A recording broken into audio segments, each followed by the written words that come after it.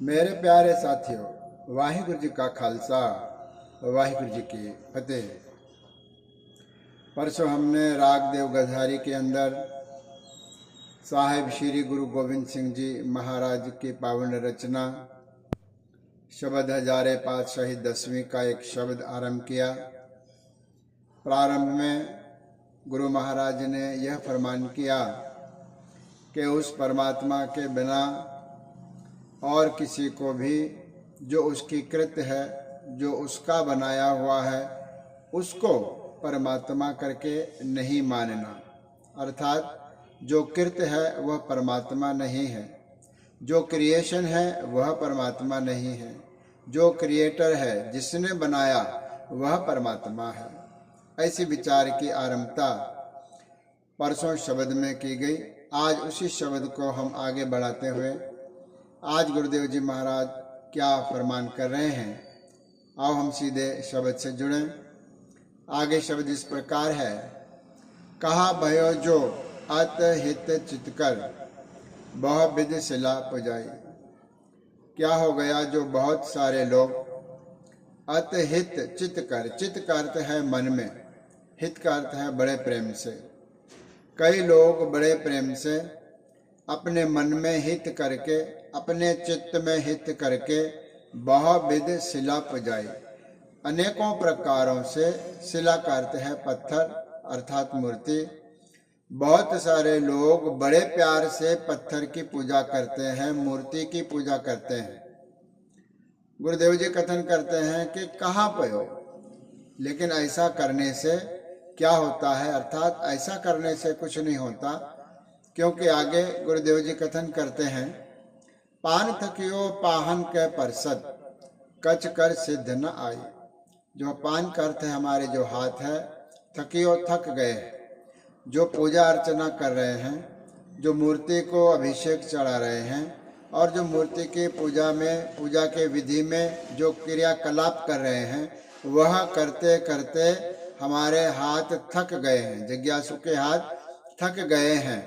पाहन के परसद, उस पत्थर की पूजा करते हुए, उस पत्थर की सेवा करते हुए, पत्थर की मूर्ति को ही परमात्मा जान करके उसकी सेवा करते करते पान थकियो, हाथ जो है वो जिज्ञासु के थक गए हैं। लेकिन कच कर सिद्ध न आयो, किसी प्रकार की कोई सिद्धि प्राप्ति नहीं हुई। सिद्ध का अर्थ यहाँ पर है कोई कार्य तुम्हारा पूरा नहीं हुआ, जबकि तुम बहुत दिनों से, बहुत महीनों से, समयों से उस पाहन की, उस पत्थर की पूजा कर रहे हो। जिज्ञासु करता है, लेकिन किसी भी प्रकार की जो आध्यात्मिक साधना की सिद्धि है वह उसके हाथ में कर, यानी हाथ में सिद्ध न आई।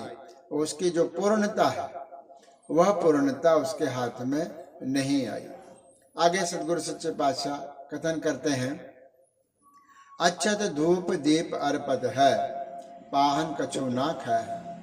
अक्षत अक्षत चावल वगैरह पूजा के सामग्री में जो नैवेद्य चढ़ाते हैं, फिर धूप और दीप, पत्थर के सामने वो धूप भी चढ़ाता है, अगरबत्ती भी बालता है और दीप, दीवा भी बालता है, अर्पत है, ये सब उनको समर्पित करते हैं। पूजा की पूरी सामग्री वहां पर रखी जाती है।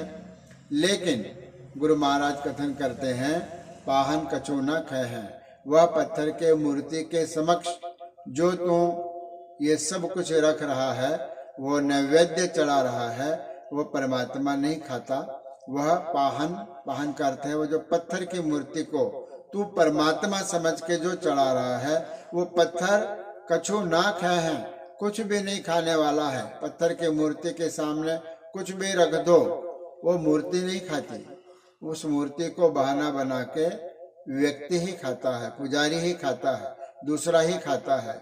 लेकिन पाहन कछु ना खाए हैं, पत्थर जो है किसी भी प्रकार से कुछ भी नहीं खाता, उसके सामने तुम कुछ भी रख दो, अच्छे से अच्छा पदार्थ रख दो, अच्छे से अच्छी मिठाई रख दो, लेकिन पत्थर की मूर्ति कुछ ग्रहण नहीं कर सकती।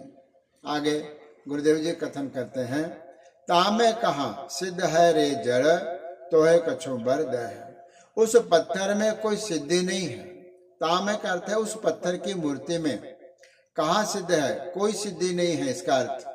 रे जड़, हे मूर्ख, यह मूर्ख कहा है उस पत्थर को पूजने वाले को, उस पत्थर की पूजा करने वाले को मूर्ख कहा है।